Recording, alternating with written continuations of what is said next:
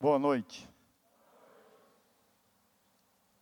Vou pedir uma super licença para usar o óculos da minha esposa.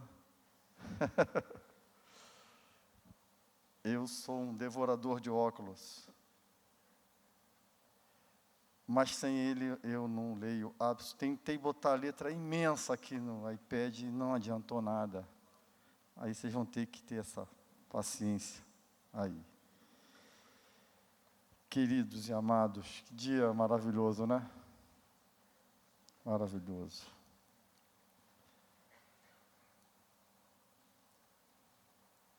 Pai,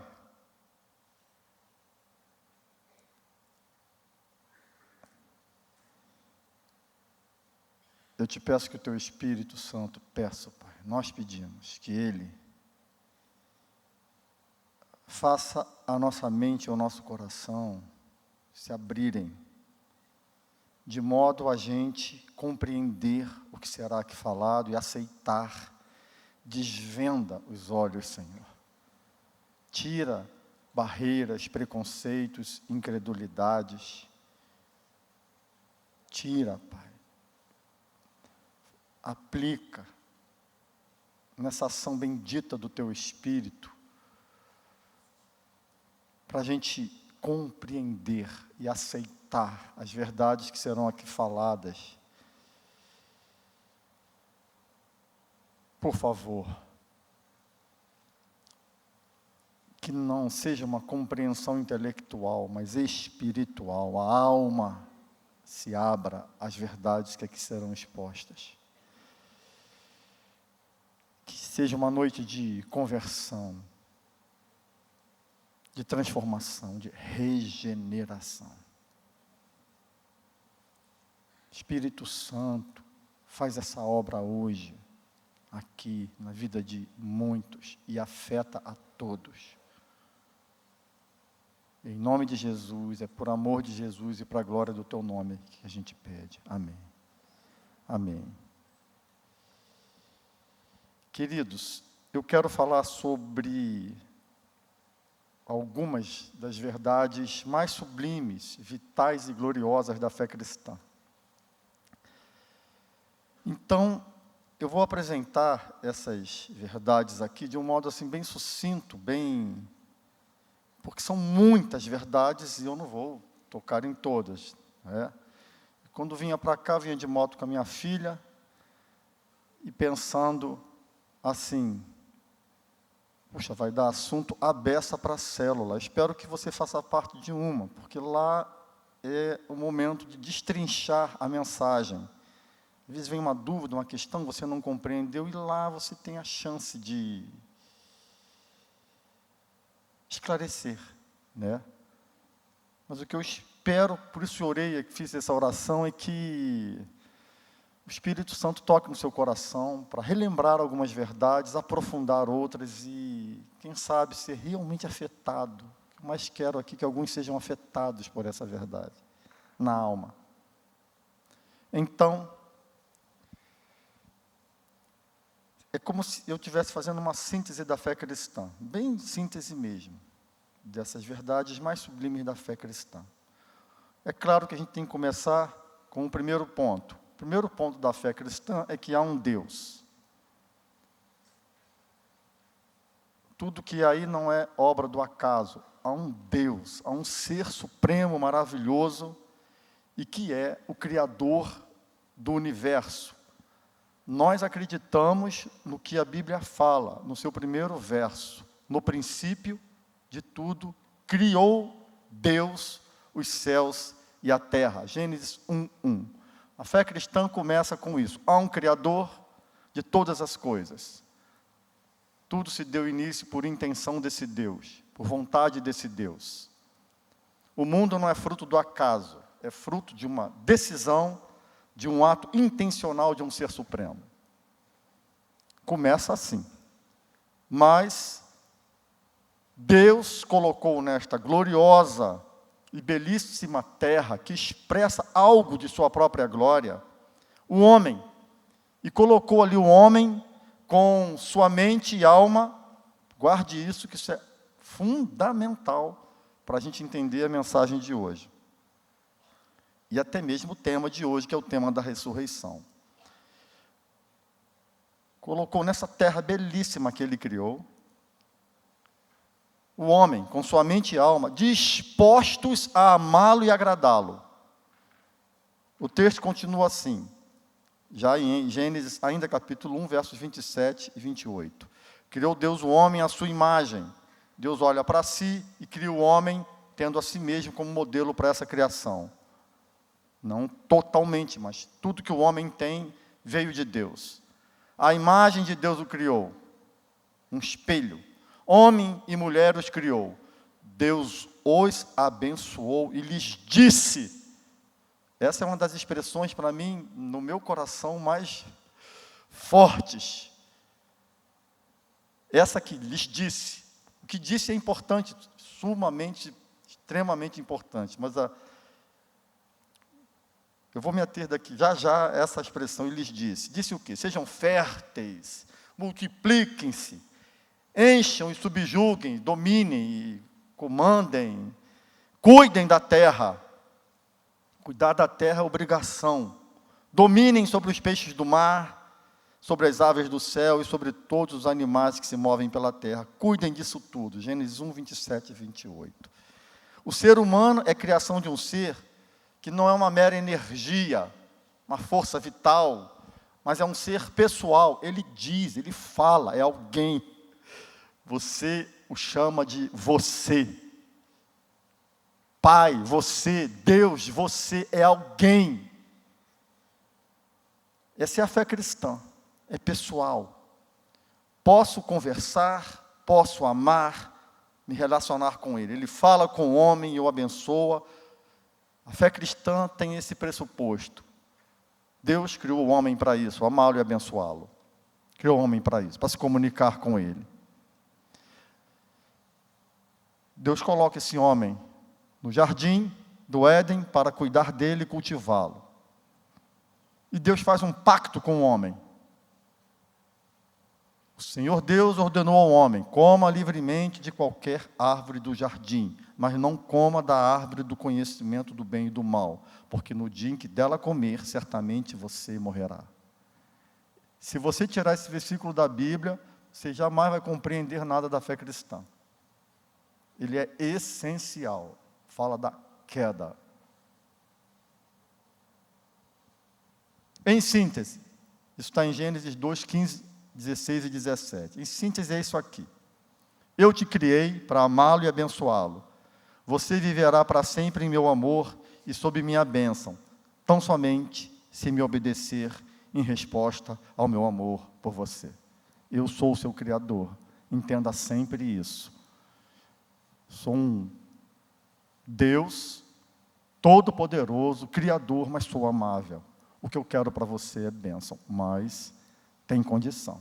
A condição é me obedecer, entender isso, que você é criatura e tem que viver para mim.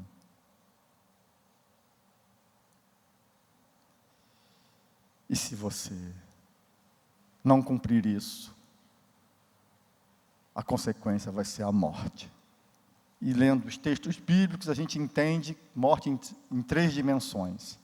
A morte física, essa aberração que acontece com o ser humano.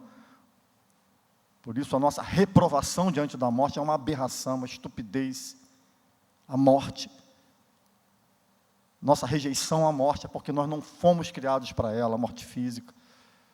Tem a morte espiritual, a total incapacidade de, por si mesmo, se relacionar com Deus.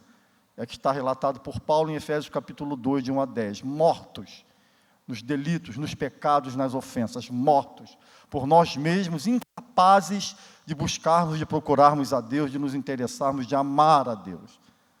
É espiritual. Nosso interesse é outro. Guarde essa palavrinha. Nossa disposição é outra.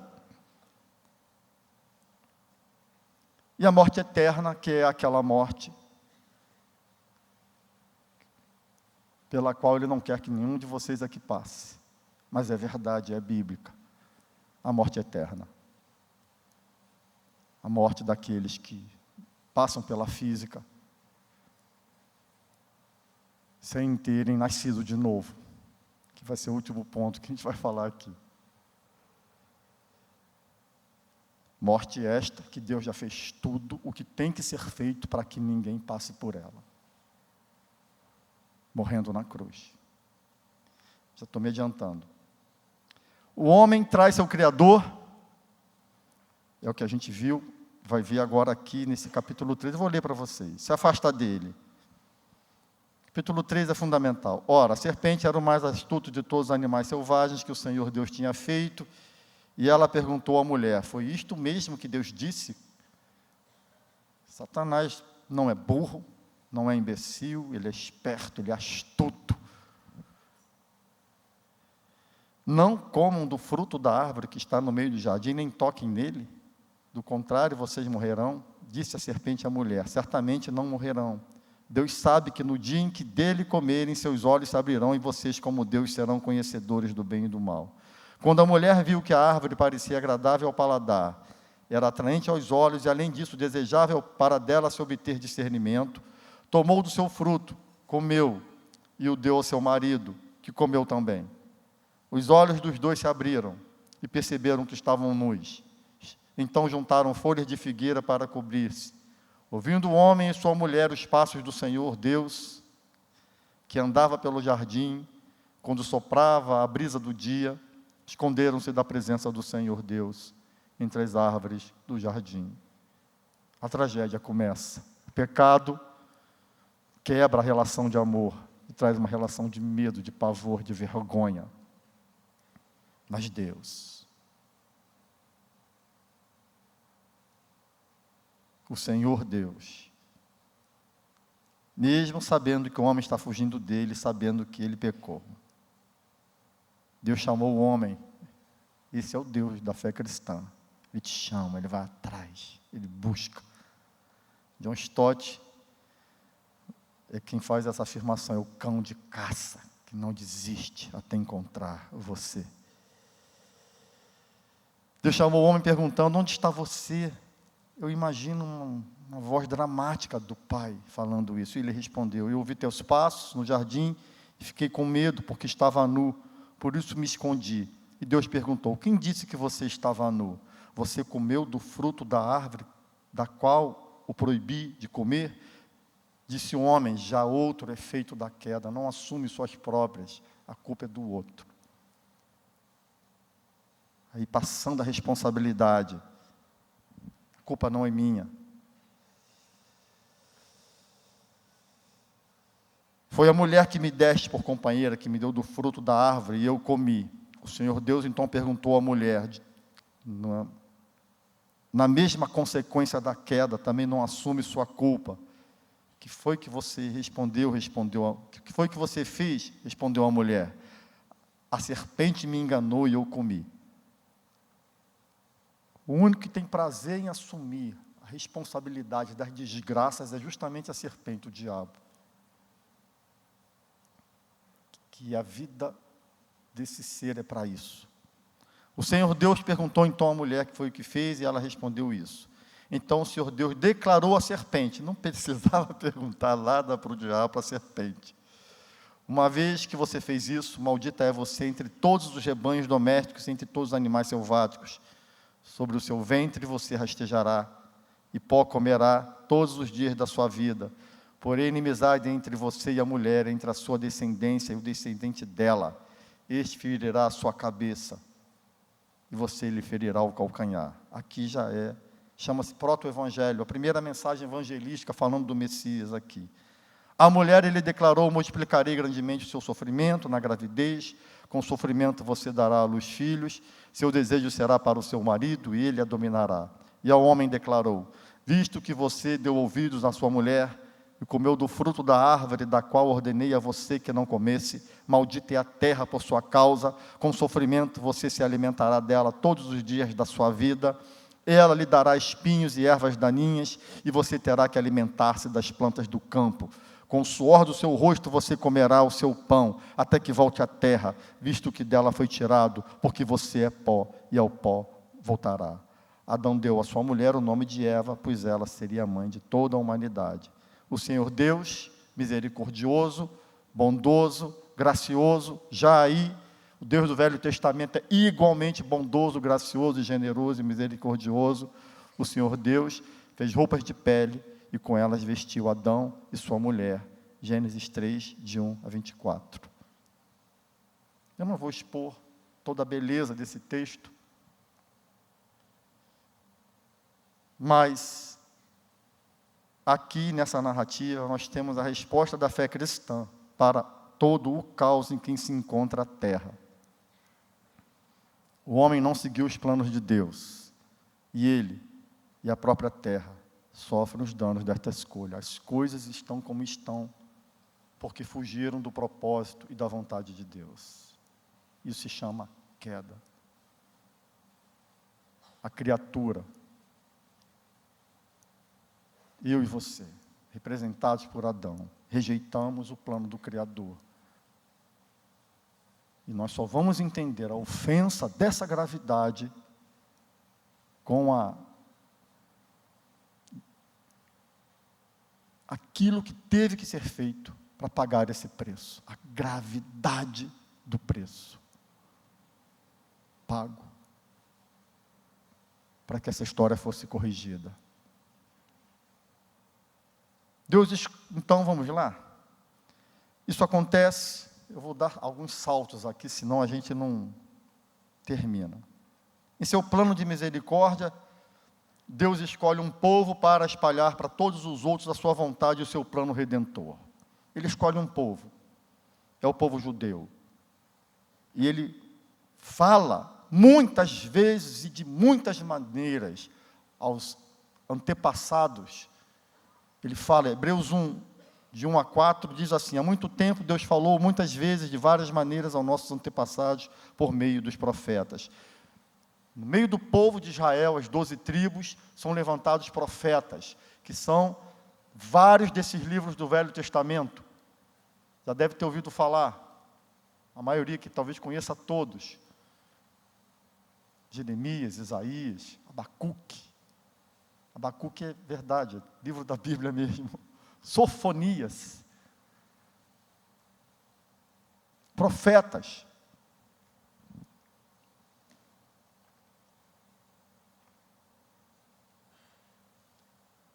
Para falar ao povo, a todos, a vontade de Deus, que houve uma queda, mas que há uma redenção, e a redenção virá por meio do Messias.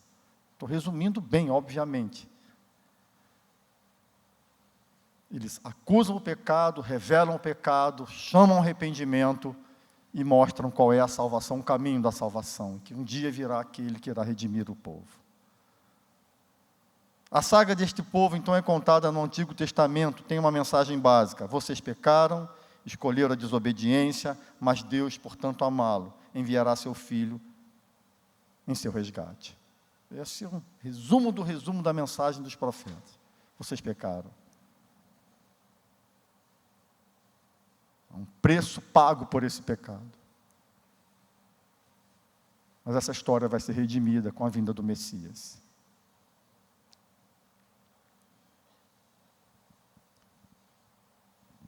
Essa história termina no último livro do Antigo Testamento, que é Malaquias. Há um período intertestamentário, que há livros históricos que falam sobre isso.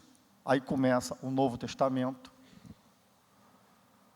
da Nova Aliança, quando tudo aquilo que foi profetizado no Antigo Testamento, quanto ao conserto da história dos homens e da humanidade, quanto ao plano de Deus Redentor, Salvador, para trazer de novo ao homem, o homem, ser humano, a condição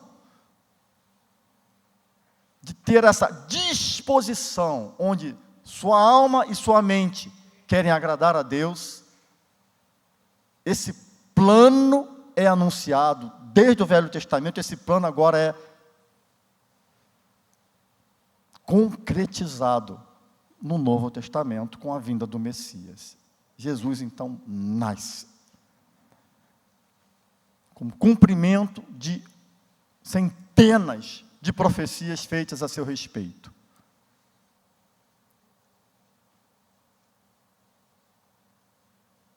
profecias que ninguém poderia escolher, cumprir. Como, por exemplo, a cidade onde você nasce. Eu não escolhi. A forma como você morreu, como ele morreu, cruz, profetizado antes que houvesse esse tipo de sentença. Enfim, uma infinidade de coisas.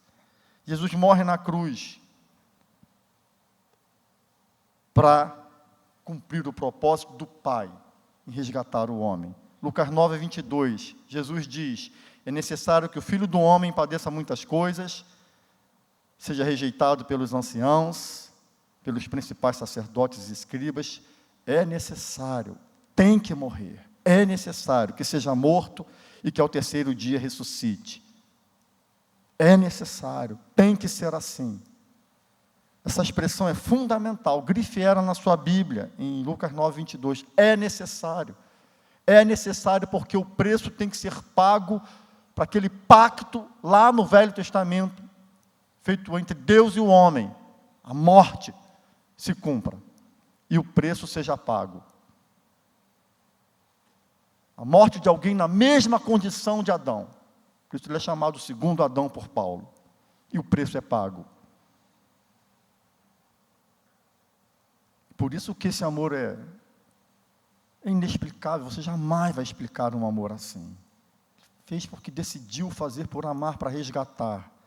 O plano é do Pai, nunca se esqueça. Quem planejou a salvação foi o Pai. Deus Pai. O Filho, por amar ao Pai, fez tudo o que fez, a morte na cruz, por amor ao Pai. E é claro, Ele é um com o Pai, ama a mim e a você como o Pai ama.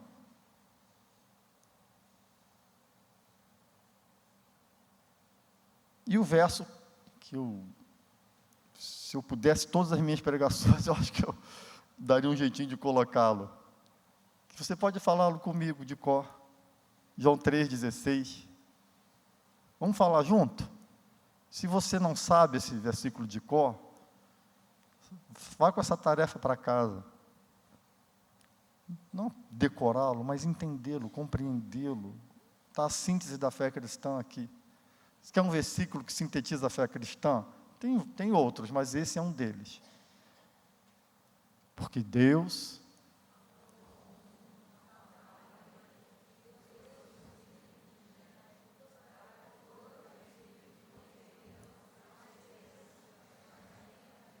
que coisa bonita, é tão central que a maioria de vocês aqui conhece.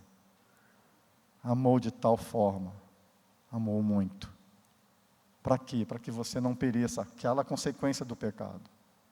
É a fé cristã. Mas Jesus então morre, mas ele vence a morte. Era o último obstáculo. Ele ressuscitou.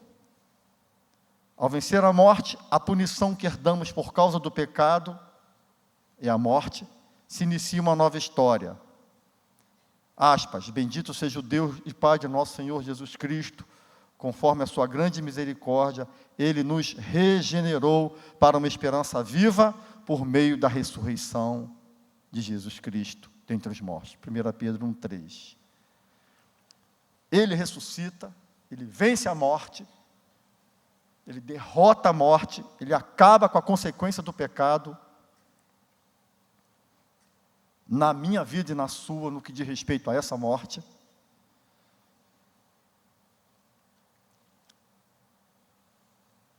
E aqui vem um conceito que eu vou gastar mais tempo com ele, esse final de mensagem aqui, que é muito importante.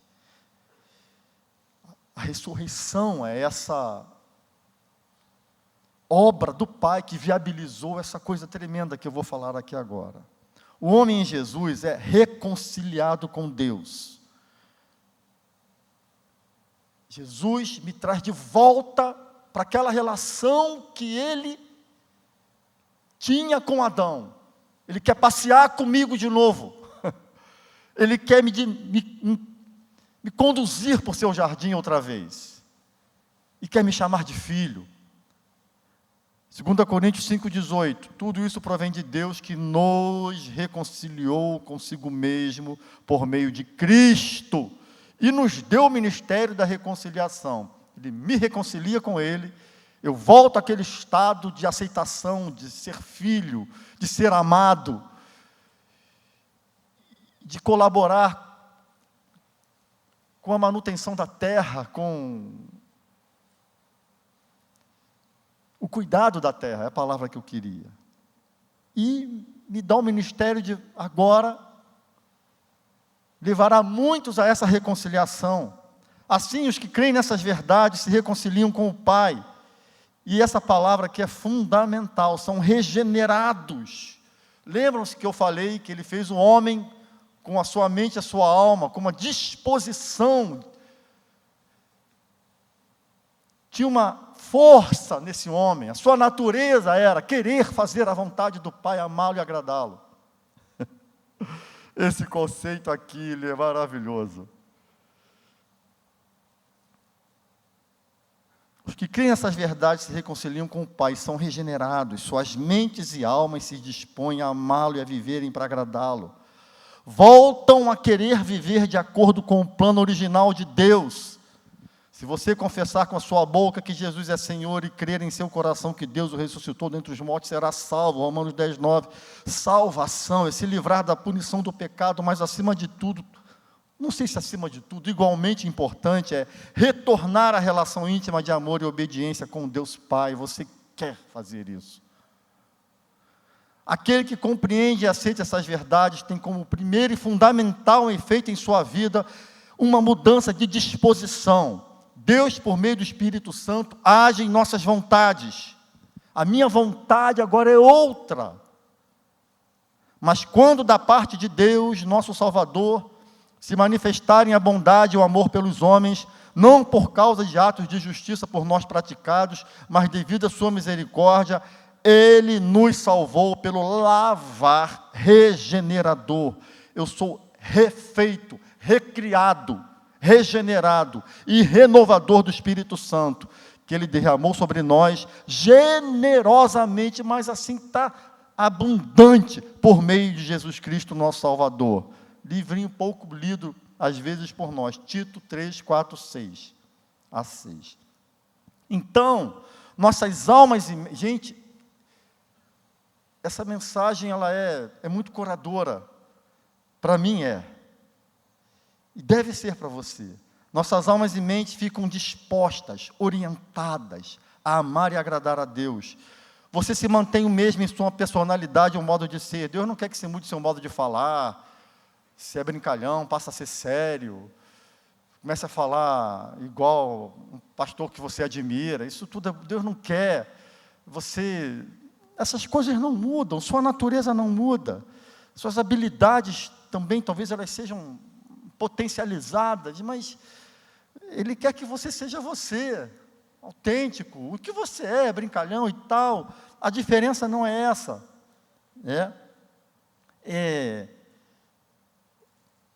O que vai acontecer agora é que tudo em mim vai estar disposto, direcionado a agradar a Deus e obedecê-lo. Se você canta, vai continuar cantando. Se você é ator, vai continuar atuando. Se é arquiteto, a habilidade que você tem, qual é? Se você é tímido, talvez continue. Não é doença a timidez, gente. A gente que acha que é, mas você vai usar tudo que você é e tem, em paz, em alegria, dinamizar isso para Deus. Tudo se dirige para Ele. Ele me regenera, me transforma. Não é uma questão de ter um novo padrão moral também. Talvez você fale, essas coisas aí eu tenho. Não é padrão moral. Tudo eu quero fazer para agradá-lo. Por causa dele. E até mais do que isso. No finalzinho ainda falo. Tomara que eu lembre. Minhas habilidades, minhas vontades, minhas posses, minhas emoções se dispõem para Deus. Ele faz isso em mim. Isso é regeneração. Eu não faço isso. Essa decisão não é minha. Minha decisão é eu entrego a minha vida a esse Deus Salvador. Eu entendo, eu compreendo, eu aceito, eu me rendo. Ele opera em mim uma disposição nova para viver.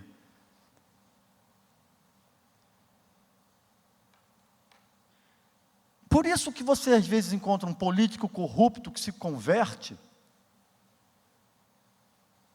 Mesmo, esse agora vai ter uma nova disposição na sua vida. É o Zaqueu. Zaqueu é exemplo de regeneração. Eu vou vender tudo, metade do que eu tenho eu vou dar. Quem deu fraudei, eu vou pagar isso muito mais. A disposição na alma é outra, é de servir. Você passa a amar o que é certo. Não é moral, é uma disposição. Regeneração é algo dentro. Não é por medo, não é para retribuir, não é para nada, você que é alterado.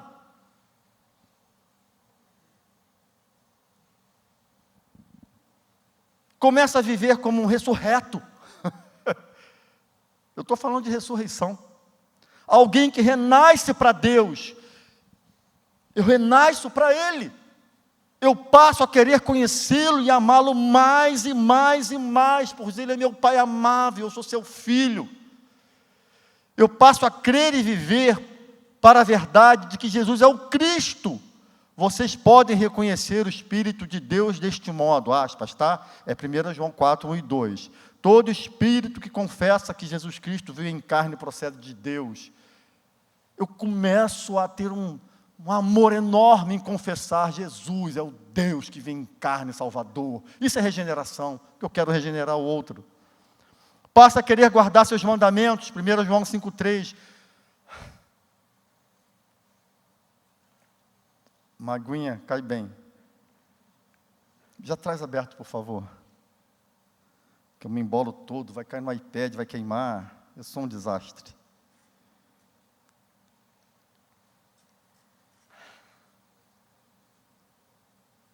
Todo aquele que crê que Jesus é o Cristo é nascido de Deus. Isso é regeneração. A minha mente, ela passa a acreditar, Ele é Deus, Ele é nascido de Deus, Ele é o Salvador. Aquilo que antes eu até negava, ou era imbecilidade, ou seja lá o que, loucura, agora eu fico assim. Obrigado.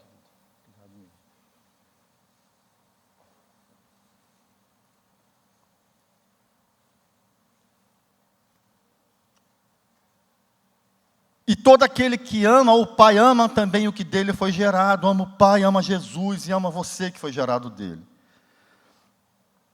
Eu passo a querer guardar seus mandamentos. Alguém quer água? Já tenho o suficiente para todos aqui. Obrigado, meu irmão querido. Muito obrigado.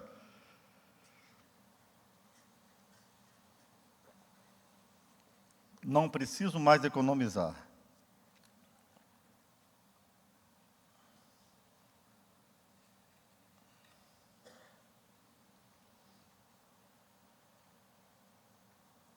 Passa a querer guardar seus mandamentos. 1 João 5,3, porque nisto consiste o amor a Deus. Isso é regeneração. Em obedecer aos seus mandamentos. E os seus mandamentos não são pesados. O que é nascido de Deus vence o mundo. E esta é a vitória que vence o mundo, a nossa fé. Quem é que vence o mundo? Somente aquele que crê que Jesus é o Filho de Deus. 1 João 5, 3 a 5. Vou repetir esse versículo, aqueceu minha alma aqui. Porque nisto consiste o amor a Deus, em obedecer aos seus mandamentos. E os seus mandamentos não são pesados. O mandamento é pesado para quem não quer obedecer. Uma vez na classe, eu fiz uma dinâmica muito interessante sobre essa coisa que Jesus falou. Meu jugo é leve, meu mandamento não é pesado. Faz de conta que aqui é alguém. Esse alguém que está aqui na sua frente, está assim com as mãos para você, ó, te embarreirando. Sabe quem é esse aqui? É seu ego. Você quer andar, ele está assim, ó. Seu ego, é você mesmo, seu ego, te impedindo de ir. Pega seu ego, subjuga ele do teu lado, fica aí, que aí é o teu lugar. Me dá a mão e vamos seguir Jesus. Jesus é que tem que seguir o espaço de Jesus. Pega o seu ego e bota do teu lado. É pesado para quem não quer seguir. Mas o regenerado, algo acontece nele que ele vai querer seguir. Eu sei que você está com perguntas aí. Graças a Deus tem pastor Josué, pastor Theo, pastor Cláudio, Henrique, pode responder as perguntas todas.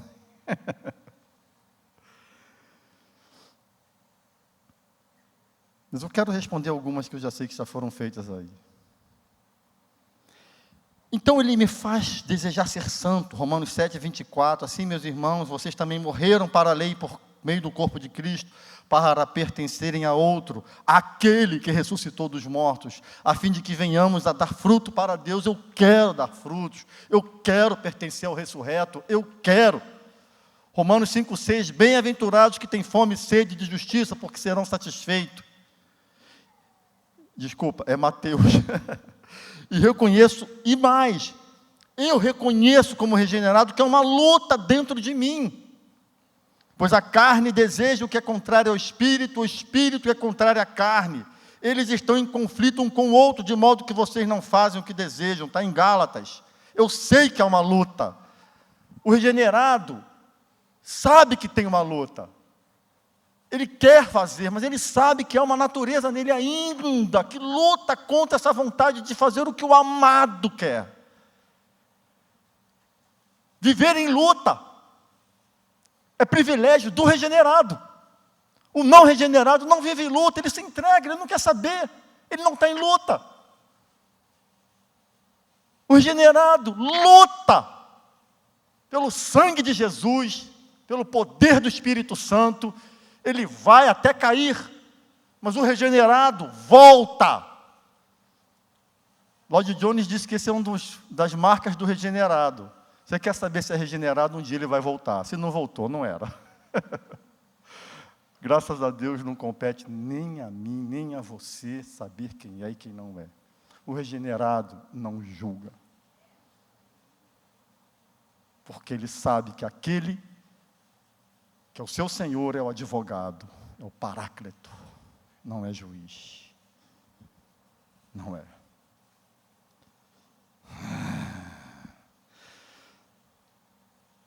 Passa a ter seu Santo Espírito, pois vocês não receberam um Espírito que os escravize para novamente temerem, mas receberam o Espírito que os torna filhos por adoção. O regenerado pode dizer, Pai, se sente filho. Ele cai, e algo diz para ele, você é filho, volta para o Pai. Isso é o Espírito Santo, não sou eu que faço isso. Eu passo a amar os irmãos. 1 João 3,14, sabemos que já passamos da morte para a vida, porque amamos nossos irmãos. O regenerado, ele olha para o irmão, e ama, e quer o bem, quer abençoá-lo, não quer amaldiçoá-lo. Mas, Vande, talvez eu não seja, porque tem umas pessoas que eu acho chata, a beça. Mas o Espírito vai te dizer, ame esse chato. E você se incomoda. Até essa preocupação já é de regenerado. O regenerado está nem aí, o não regenerado. E o mais lindo aí, eu termino. Quem não ama permanece na morte. Eu esqueci de ler esse pedacinho lá do 1 João 3,14.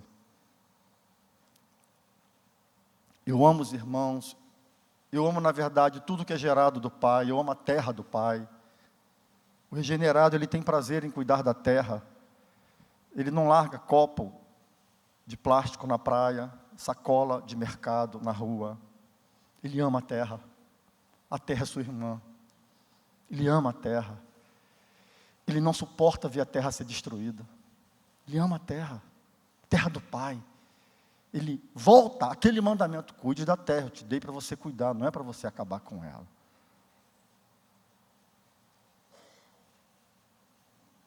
O regenerado tem prazer em agradar ao Pai, por isso ele cuida da terra do Pai. É claro que a palavra me leva a saber o que é ser regenerado, eu preciso ser despertado para isso. Há coisas que são meramente espirituais, vão acontecer misticamente, o Espírito vai fazer. Outras, a palavra vai me conduzir. A palavra, ela vem, aprendi. Aí aquilo entra, e você tem vontade de viver aquilo. A palavra entra, porque você é regenerado, e você compreende, eu quero isso, você não sabia, até que você sabe, eu quero isso para mim. É regenerado, tem vontade de fazer a vontade do Pai. cai, mas algo vai fazê-lo voltar. E o mais bonito, o mais lindo, passa a ter uma união espiritual, real, verdadeira e eterna com Jesus. Como o galho está ligado à árvore, eu estou ligado a Jesus. Eu sou a videira, vocês os ramos. Jesus está dizendo, olha, nós somos ligados. Eu sou um com vocês. Gente, quem me dera ter as palavras para fazer todos entenderem isso. Os que obedecem aos seus mandamentos, nele permanecem. 1 João 3,24. E ele neles, permanecer é ligado. É união. Eu e Jesus está inerente, ele está ligado, ele está intrínseco a mim. Inseparável, uma união inseparável. Inarredável, se me permite essa palavra. Difícil. Para alguns, né? Do seguinte modo, sabemos que ele permanece em nós pelo Espírito que nos deu. Tem muitas passagens, 1 João 1,16, 15,5, 1 Coríntios 12, 27, Efésios 4, 15 e 16. Tudo fala dessa união com Jesus. Por isso, Jesus fala para Saulo, que perseguia quem? Quem Saulo perseguia? A igreja. Não era? Aí, Jesus chega para Saulo e fala, Saulo, Saulo, por que persegue a minha igreja? Não foi isso que ele falou? O que ele falou? Ué, por que me persegues? Você tinha prestado atenção nisso? Tinha. Por que você me persegue? Paulo nem questionou, mas eu não persigo você, eu persigo essa cambada aí e tal. Imediatamente, Paulo é o que mais defendeu essa união, todos esses textos aqui dele. Porque Jesus é um com sua igreja. Igreja é você, igreja não é isso aqui. Isso aqui é um lugar. O que acontece aqui é sagrado, mas esse lugar não. O que acontece aqui é. Mas cuida desse lugar, tá? Cuida muito bem. Talvez seja o ponto mais lindo e impressionante. Eu sou um com Cristo, por isso eu amo você, eu vou respeitar você, porque você é um com Jesus, e machucar você é machucar Jesus, porque Ele se uniu a você. Ah, Espírito, faz a gente entender isso. Fui crucificado com Cristo, assim já não sou eu quem vive, mas Cristo vive em mim, olha só. A vida que agora vivo no corpo, vivo pela fé no Filho de Deus que me amou e se entregou por mim. Gálatas 2:20. Tudo isso se torna verdade, tão somente se você se render a Jesus e disser, eu creio que você morreu na cruz para resgatar a minha vida, refazer a minha história, me reconciliar com o Pai e perdoar os meus pecados. Se confessares com a tua boca que Jesus é o Senhor, o Messias, o Filho de Deus, morto na cruz, é isso, confessa. Tem que confessar, eu me rendo, eu me entrego, eu te dou minha vida, eu creio que você morreu na cruz, e ela está vazia por minha causa, porque eu sou pecador. Bem-aventurados os pobres de espírito, aqueles que sabem que por si mesmos jamais conseguirão se relacionar com Deus. Vamos ficar em pé?